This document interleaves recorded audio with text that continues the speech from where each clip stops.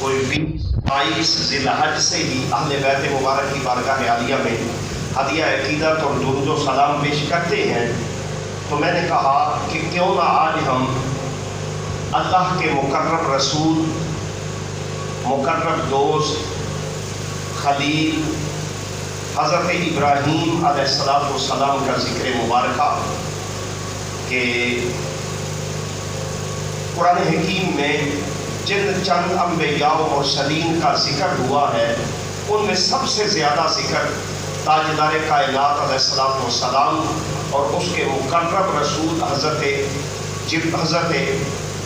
ابراہیم خلیل علیہ السلام کا ذکر مبارکہ مجھے اور آپ کو ملتا ہے۔ اب حضرت ابراہیم کی بڑی نسبتیں ہیں، اور حضرت ابراہیم علیہ السلام کی نسبت اللہ کو جو پسند آئی کہ اس ایام مبارکہ کا آغاز کیا تو کہا کہ وَفَدَيْنَاهُ بِذِبْحٍ عَظِيمٍ، قیامت تک کے لیے حضرت اسماعیل علیہ السلام کی قربانی اور حضرت اسماعیل علیہ السلام کا اللہ کی بارگاہ میں قربان ہونا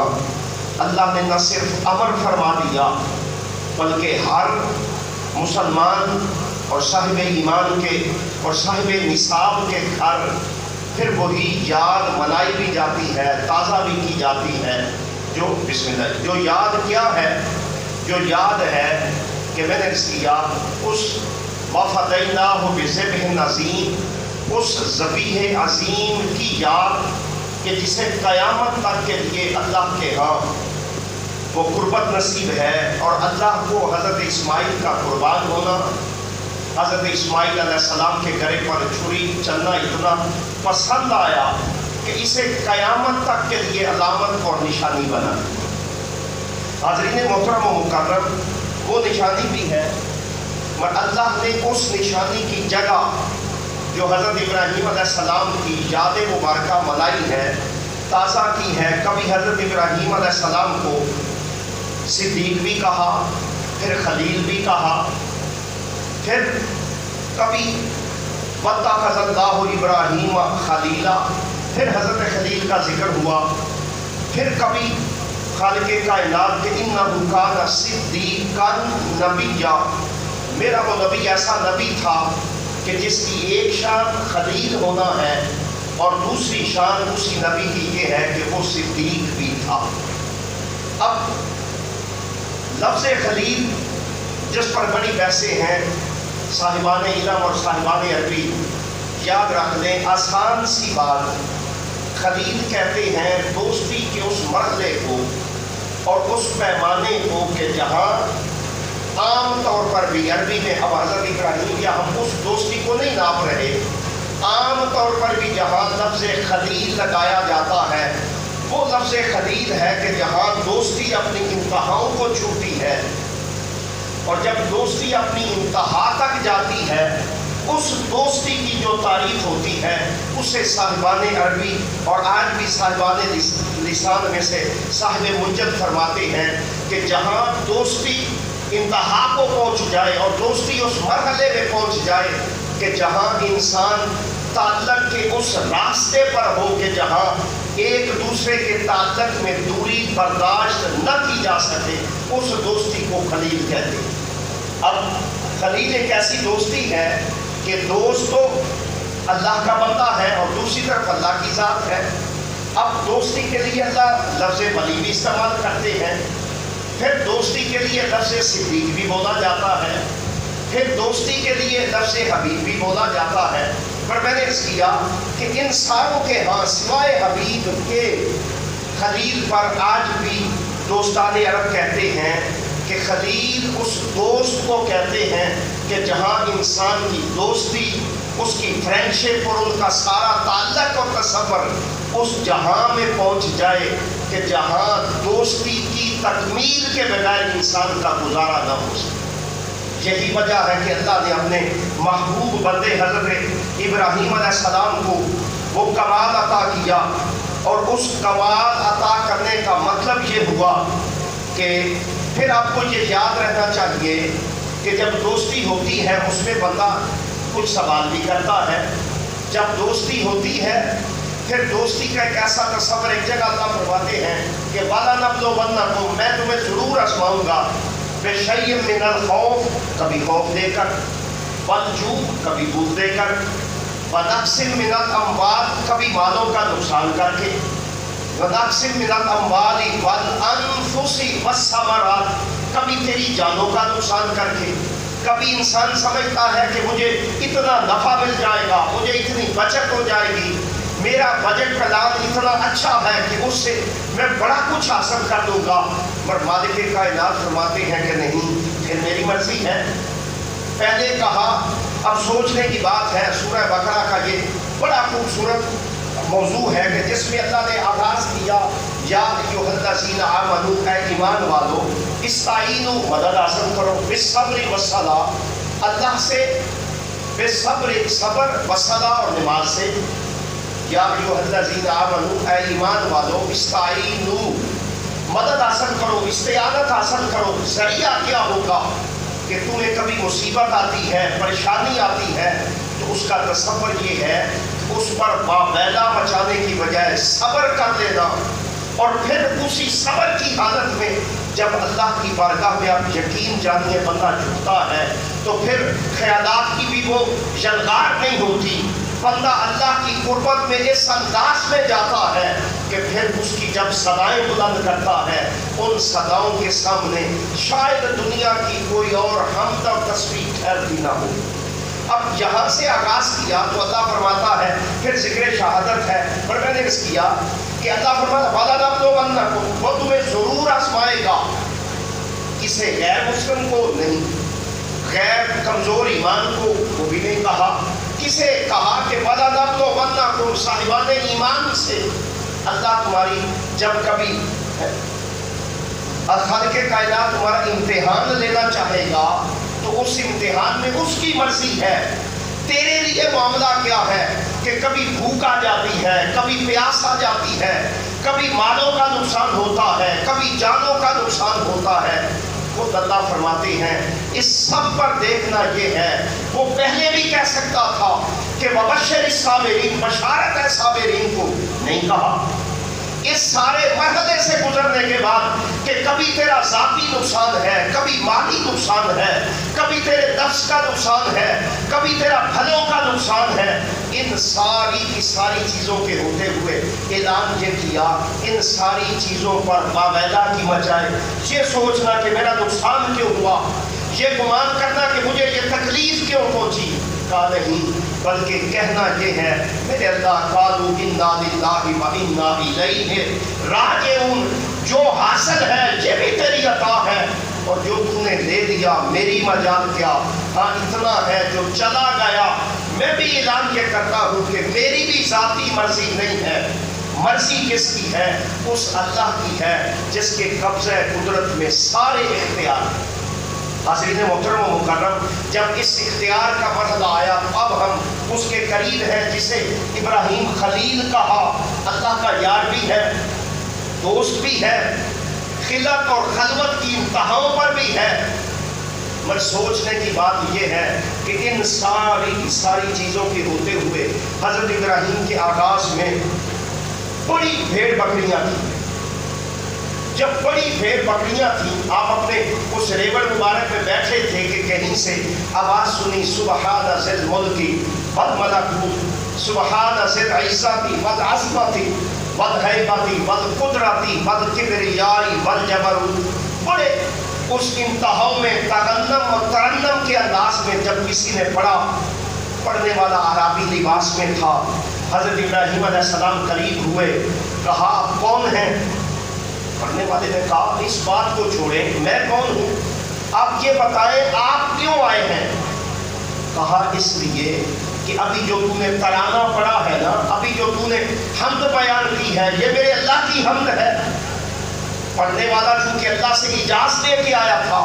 مالک ابراہیم کو جتنی بھیڑیں عطا کی ہیں، جتنی بکریاں عطا کی ہیں، اتنے مال و انعام پر بندہ شکر گزاری ہوتا ہے۔ اللہ نے فرمایا کہ نہیں، تجھے غلط فہمی ہے، جبرائیل جا پہلا آغاز کرتے ہیں، اور وہ پہلا آغاز یہ ہے کہ دیکھ کے تو آ میرا خلیل اور میرا ابراہیم اس امتحان کا جواب تجھے دیتا کس طرح۔ اللہ کے مکرم رسول تھے، مکرم بندے تھے. حضرت ابراہیم کو علم تھا کہ محبت کی ایک اپنی دنیا ہے. جب محبت کی اپنی دنیا ہے تو اسی نغمہ لاہوتی اور نغمہ ہاہوتی میں تصور بیان کرتے ہوئے جب اللہ کی حمد بیان کی،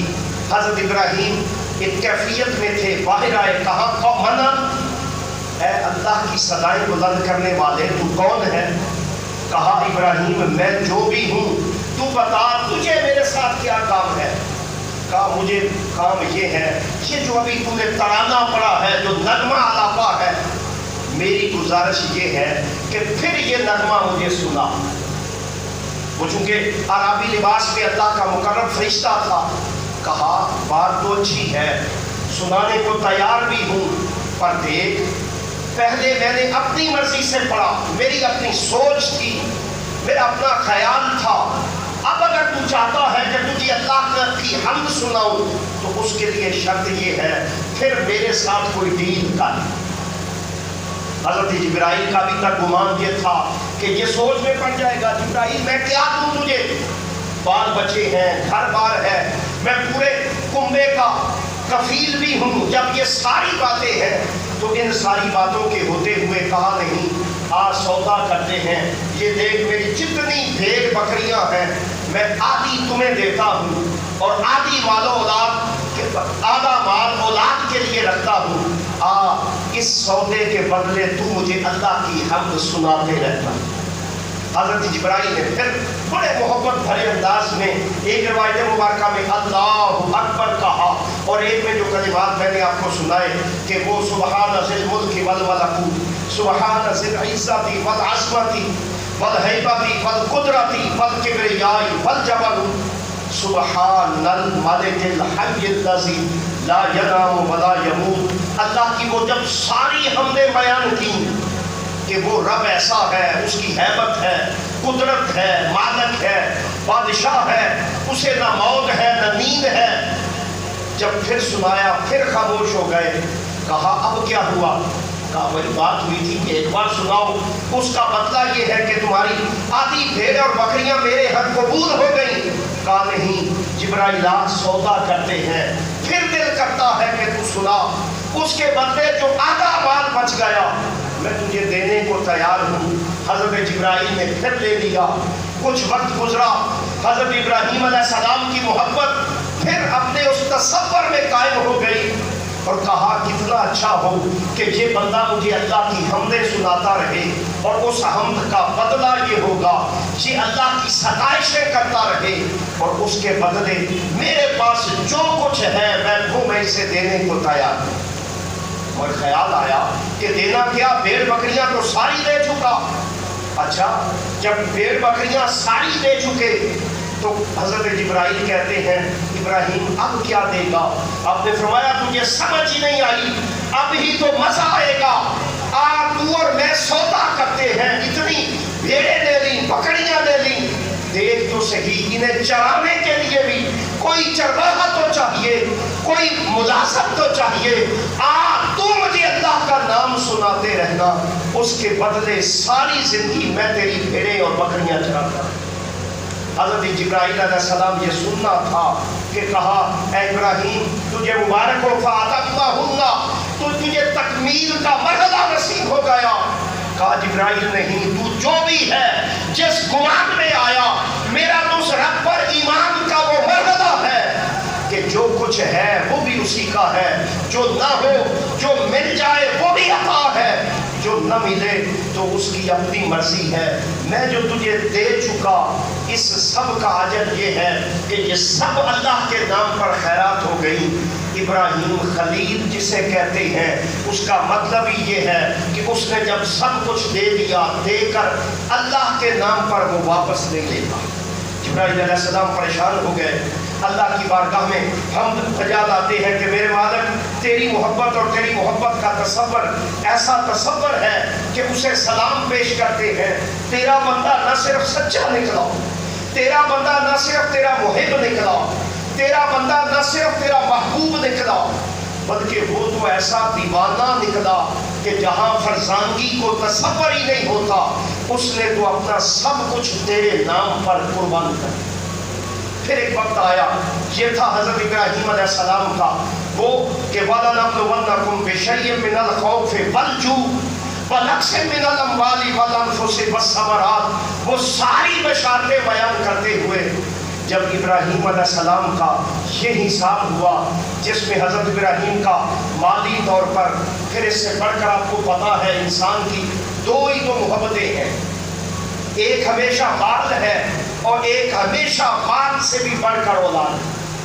اگر کبھی مال اور اولاد کی قربانی کا گمان ہو تو بندہ ایسے تصور میں ہوتا ہے کہ وہ اپنا مال تو قربان کر دیتا ہے مگر اپنی اولاد قربان نہیں کیا کرتا۔ اب بائی فورس کسی نے کر لیا وہ علیحدہ معاملہ ہے، جہاں بائی پلیئر معاملات آتے ہیں مرضی سے، کائنات بھری پڑی ہے۔ دو ہی مثالیں ہیں، جہاں ایک اسماعیل تھا کہ جس کے گلے پر چھری چلی ہے، مگر ایک مرحلہ وہ بھی ہے کہ جسے کرب و بلا کی سرزمین کہتے ہیں، وہاں صرف حضرت اسماعیل کا معاملہ نہیں ہے، وہاں 6 ماہ کے شہزادے سے لے کر 18 سال کے جوان اور 22 سال کے جوان قربان کرتے ہوئے حضرت امام حسین علیہ السلام نے جب سب کچھ قربان کیا ہے تو اس قربانی پر ایک لمحہ بھی مرحلہ نہیں آیا کہ مالک مال تو ہر کوئی قربان کر سکتا۔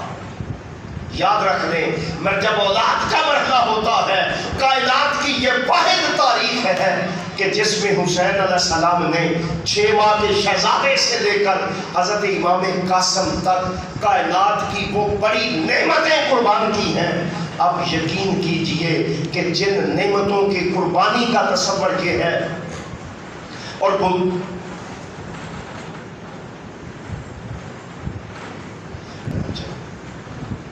کہ وہ میں نے آپ کی خدمت عالیہ میں عرض کیا کہ یہ تصور ہی ایک عجیب سا ہے، محبت کا وہ تصور اور وہ گمان کہ جہاں سب کچھ کمزور ہو جاتا ہے اور محبت جیتی ہے، تو وہ یہاں سے لے کر جب حضرت ابراہیم کا امتحان ہوا وہاں سے لے کر انسانیت اور انسانیت کے سرتاج حسین بن علی کو وہ کمال نصیب ہوا ہے کہ میں نے اس کیا کہ جہاں جو کچھ سامنے آیا ہے سب کچھ قربان کرتے ہوئے اعلان یہ کیا ہے، مالک جو کچھ تیری بارگاہ میں پیش کیا یہ صدقہ اور خیرات نہیں، یہ وہ خیرات ہے کہ جو مرضی سے دی ہے اس عالم میں، کہ جب تو جو چیز مانگتا ہے اسے دینے کا نام ہی تو ایمان۔ حاضرین محترم و مکرم، میں نے اس کیا کہ یہ بڑا مشکل مرحلہ ہوتا ہے۔ حضرت ابراہیم علیہ السلام ایک طرف کبھی آپ کی ذاتی عالی صفات کا امتحان بنتا ہے، اور یہ ہمارے ہاں ہمارا تو گمان ہے کبھی اگر سر درد ہو گیا تو بندہ پریشان ہو جاتا ہے، جی ایمان بھی لاتا ہوں، مسلمان بھی ہوں، ایماندار ہونے کا دعویٰ بھی کرتا ہوں، مگر عالم یہ ہے کہ جو امتحان ہے میرے لیے یہ نہ میری اور آپ کی مرضی ہوتی ہے۔ میں نے آپ کی خدمت عالیہ میں عرض کیا کہ بعض اوقات ایسی کیفیت ہو جاتی ہے انسان کے لیے، ایسے تصورات ہیں کہ حضرت ابراہیم ابھی لڑکپن میں ہے، پہلا امتحان اللہ نے اپنے والد کا سایہ، چونکہ آپ کی ولادت مبارکہ سے پہلے یاد رکھ لیں آپ کے والد محترم کا وصال ہو چکا تھا،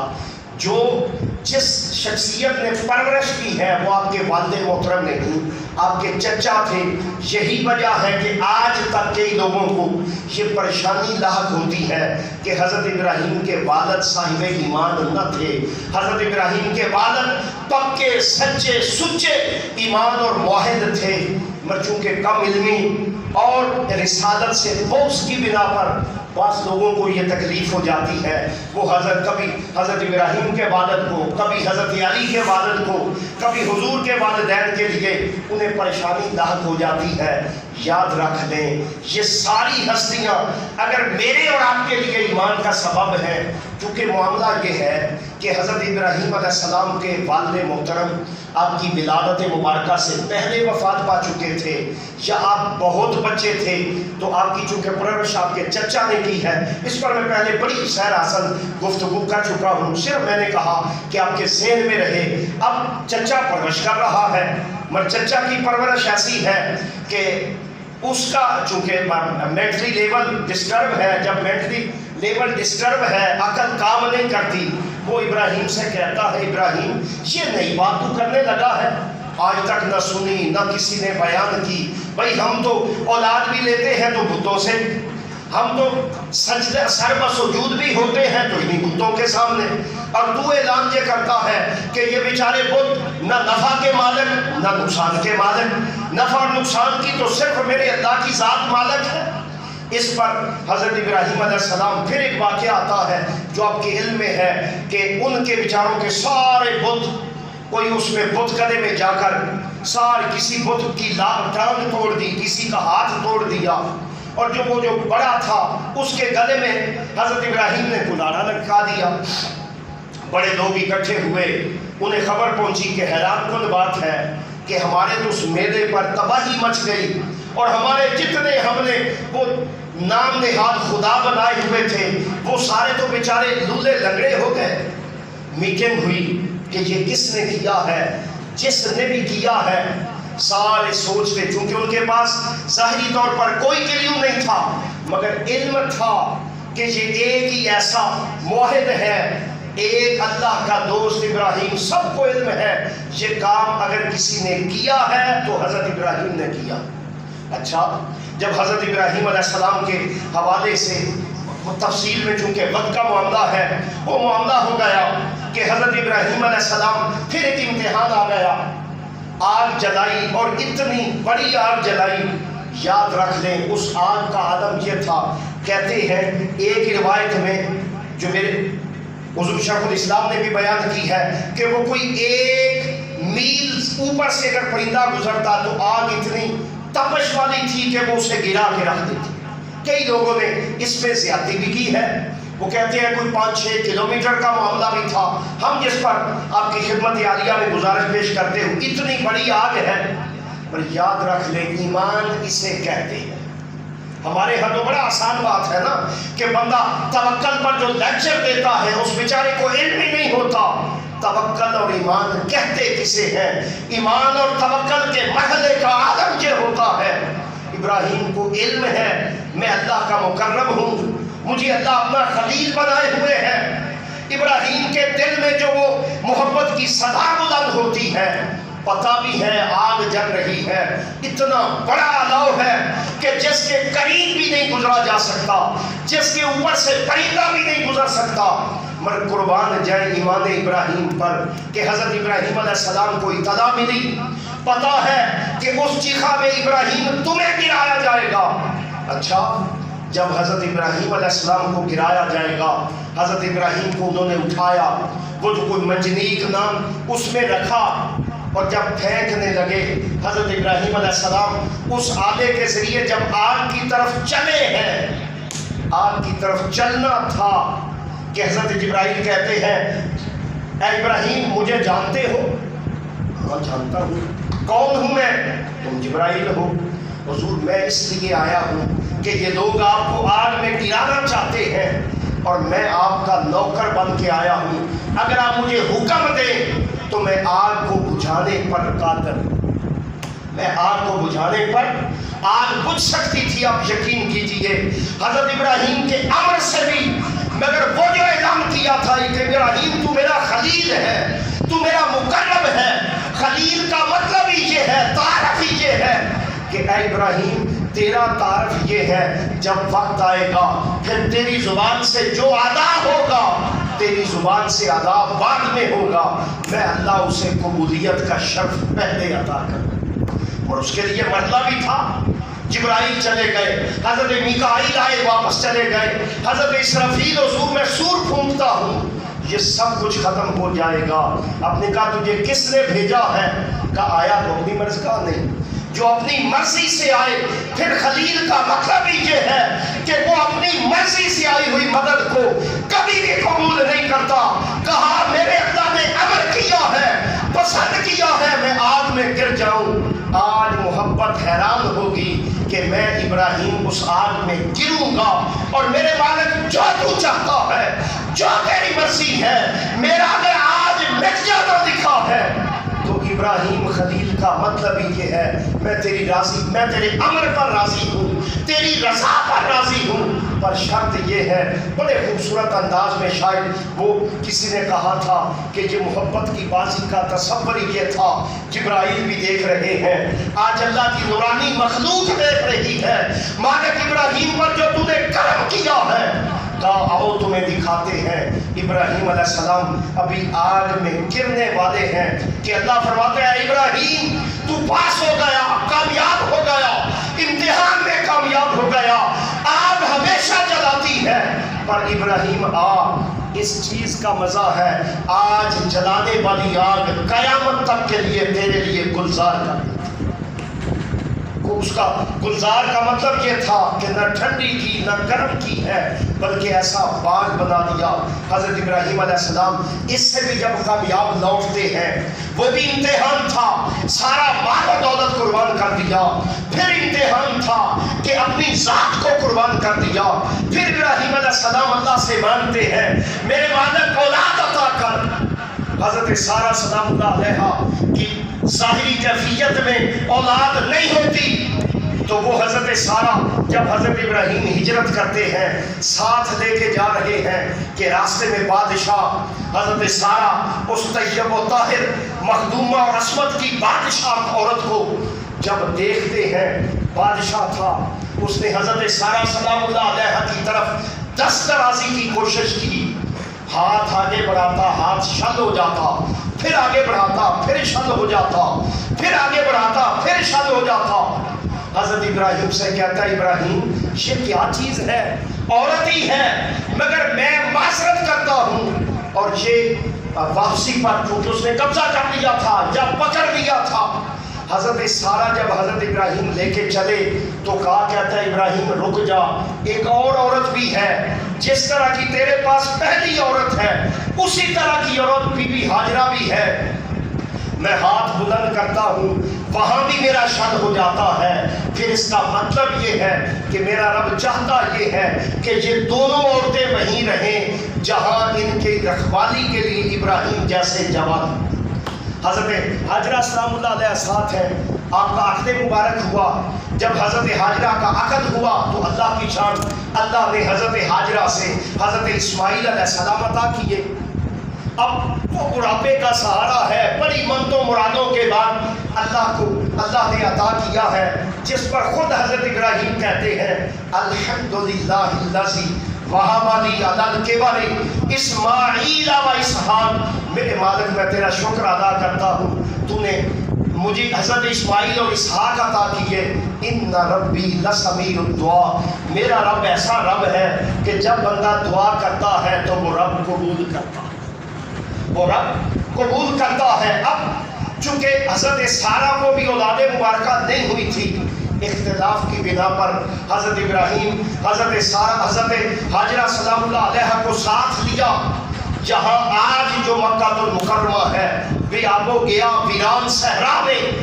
اپنی اس گھر والی کو جس کا میں نے عرض کیا عالم یہ ہے کہ بادشاہ دیکھتا ہے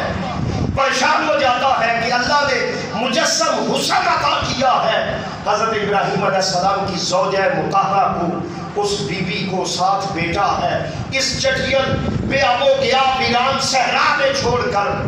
کہتے ہیں جب ابراہیم چلنے لگے، بی بی ہاجرہ کہتی ہیں ابراہیم دیکھ میری خیر ہے، میری گود میں جو تحفہ ہے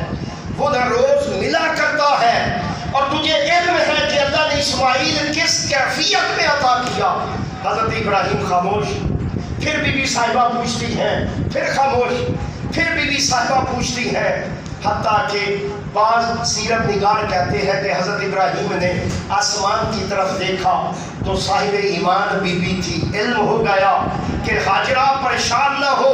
تیرے لیے امتحان کا مرحلہ ہے، اور امتحان ہے تو پھر جو اللہ امتحان لینا چاہتا ہے وہ کامیابی میں بھی مدد کرے گا۔ سوچنے کی بات ہے کہ آسان بات ہے، اللہ کے لیے شاید بندہ فجر کو نہ اٹھ سکتا ہو، بندہ کہتا ہے میں اللہ کا محب بھی ہوں، محبت بھی کرتا ہوں، مگر اس محبت اور تصور محبت کا کیا کرنا ہے؟ یاد رکھنے کی بات یہ ہے بندہ اللہ سے محبت بھی کرتا ہے اور اس کے لیے چند گھڑیاں اٹھ بھی نہیں سکتا بندہ اس کے لیے، پھر اس کا مطلب ہے کہ محبت کا تصور ہی صحیح نہیں ہے، غلط ہے۔ اگر تصور صحیح ہوتا تو رب محمد کی عزت کی قسم ہے کہ پھر صوفیاء فرماتے ہیں جسے محبت ہوئی پھر اس کی ساری زندگی آنکھ لگی نہیں۔ ہمارے ہاں تو عجیب سا گمان ہے، ہم اگر بیان بات کریں ساری دنیا سے بڑھ کر میں عاشق رسول ہوں، میں اللہ کا عاشق ہوں، مگر کبھی صبح سوچیں تو صحیح جب حی علی الصلاۃ اور الصلاۃ خیر من النوم کی صدا آتی ہے، پہلا مرحلہ ہے، کوئی اتنا بڑا امتحان نہیں، مگر کیا میں اور آپ اس امتحان میں کامیاب ہوتے ہیں؟ کیوں نہیں ہوتے؟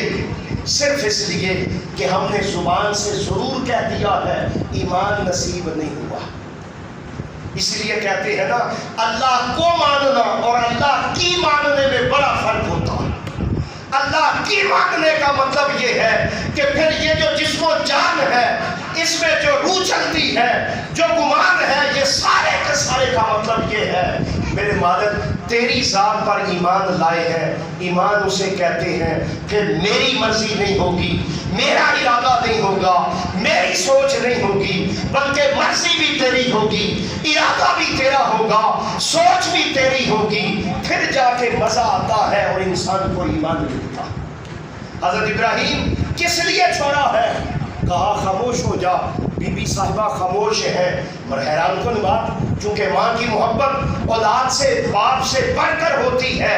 اس پڑھنے کا مطلب یہ تھا کہ آپ کے پاس حضرت اسماعیل علیہ السلام ہیں۔ جب دھوپ اوپر ہوئی، چونکہ عرب کی دھوپ بھی سخت ہوتی ہے، صحرا بھی ہے، چٹیل میدان ہے، ریت ہی ریت ہے، حضرت بی بی ہاجرہ ایک پہاڑی پر اپنے شہزادے کو اپنی گود میں لیے بیٹھی ہیں، پر دھوپ اوپر ہو رہی ہے، اور جب دھوپ سخت ہوتی ہے تو میرے بیٹے کو تو پیاس لگے گی۔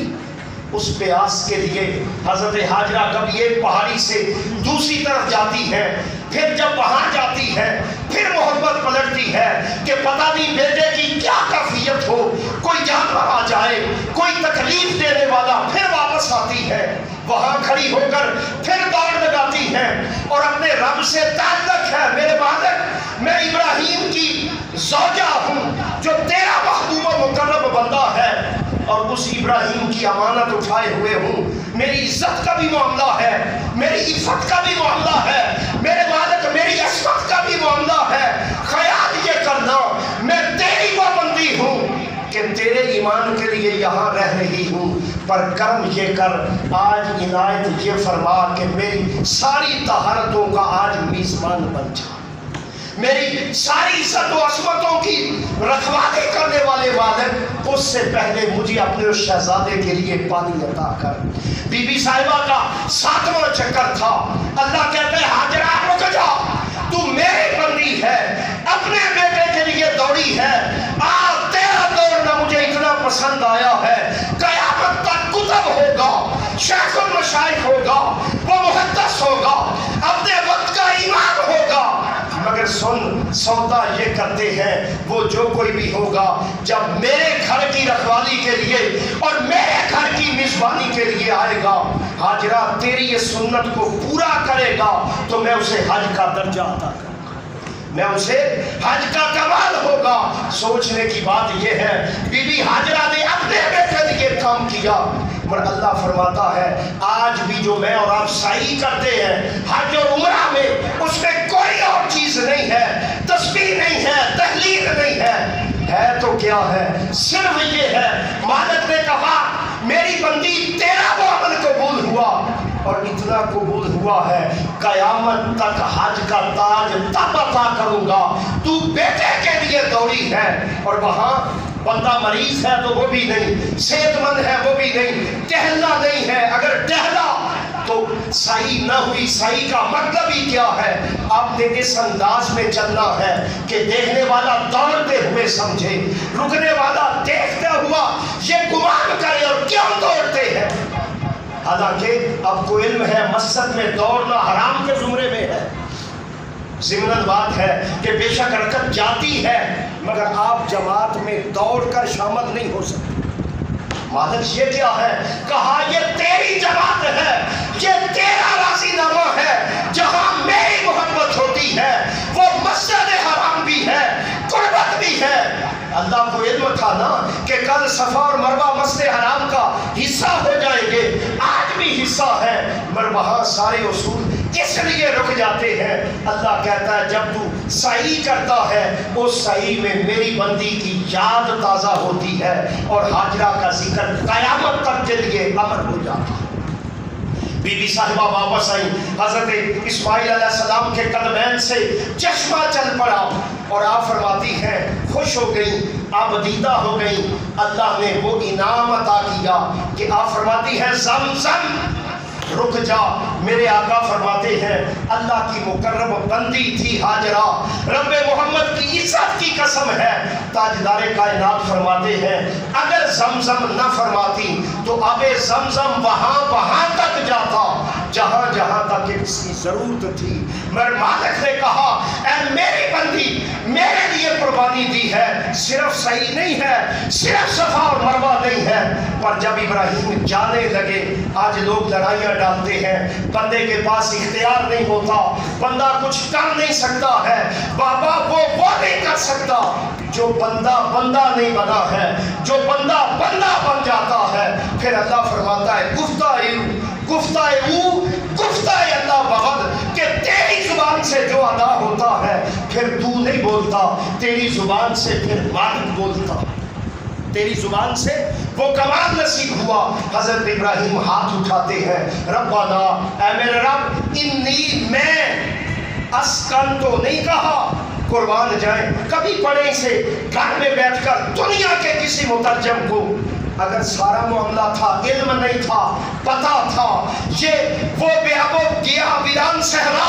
اتنا بڑا شہر بنے گا کہ وہ مکہ بن جائے گا، بچہ بن جائے گا، حتیٰ کہ کائنات کے سارے شہروں سے بڑھ کر رونقیں آئیں گی۔ یہ علم ہے تو کہا ربنا انی اسکنت من ذریتی، میرے اللہ امتحان ضرور ہے پر اپنے بندے کی سن، میں تیرا بندہ اسے آباد کر کے جا رہا ہوں۔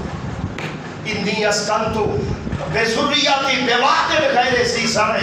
عند بیتک المحرم، اتنا کرم کرنا، مجھے جو اولاد عطا کرنا، سوچنے کی بات ہے وہ یہ ہے لیقیم الصلاۃ، وہ ابراہیم کے لیے امتحان نہ بن جائے، وہ ابراہیم کے لیے ظلم کا سبب نہ ہو۔ اولاد تو دی ہے پر کرم یہ کرنا لیقیم الصلاۃ، وہ میری طرح نماز پڑھنے والے ہو، پھر انہیں پھل بھی دینا، پھر پھلوں کی خیرات بھی دینا۔ آج بھی سعودی عرب میں سوائے کھجور کے کوئی پھل نہیں ہوتا، پر ابراہیم کی دعا ہے کہ کائنات کے وہ پھل جو پوری دنیا میں کہیں نہیں ملتے وہ حرمین میں ملتے ہیں۔ کیوں ملتے ہیں؟ ابراہیم نے کہا تھا میرے اللہ شہزادہ جو چھوڑا ہے، اور شہزادہ بھی وہ ہے کہ جو میزبان بنے گا، جو بابا بھی ہے، پر کل قیامت کے دن اسماعیل فخر کریں گے میرے مالک تیرا کرم ہے کہ تو نے اپنے محبوب محمد کو میری اولاد میں عطا کیا۔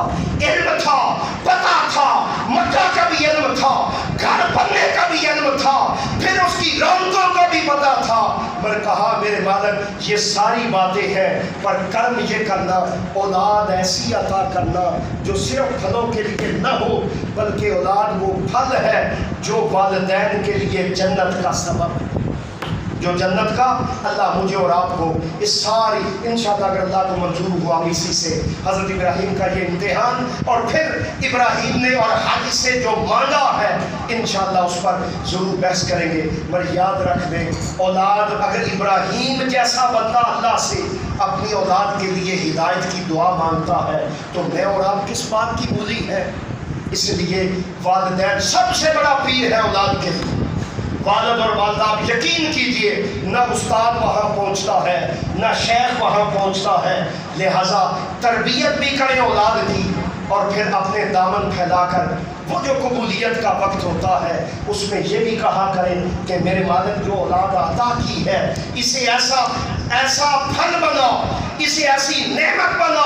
کہ جو صرف پروٹوکول کے لیے نہ ہو، جو صرف کاغذ کے لیے نہ ہو، جو صرف پلازوں کے لیے نہ ہو، بلکہ ایسی ہو کہ میرے رب کے محبوب کا فرمان ہے کہ اولاد اگر صالح عمل کرتی ہے اور دین پڑھتی ہے اور وہ دیندار قبرستان چلا جائے، صاحب مشکات کی حدیث ہے، بغیر کچھ پڑھے اللہ کا بندہ اور عالم قبرستان میں بعد میں پہنچتا ہے، اللہ فرماتا ہے فرشتوں سارے مردوں کا عذاب روک دو مولا۔ کیوں؟ کہا اس لیے کہ میرا بندہ قبرستان آیا ہے، اس کی برکت یہ ہے کہ ان پر عذاب نہیں ہونا چاہیے۔